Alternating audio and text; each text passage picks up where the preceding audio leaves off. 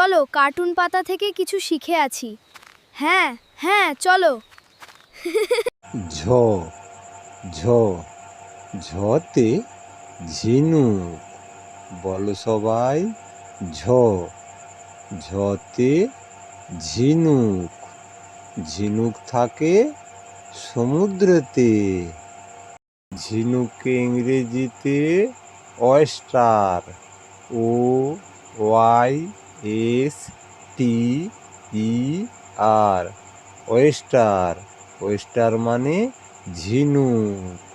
বলো তো বন্ধুরা, ঝ দিয়ে কি হবে? কমেন্টে লিখে জানাও। আগামী ভিডিওতে শিখবো ঙ। ভালো থেকো সবাই।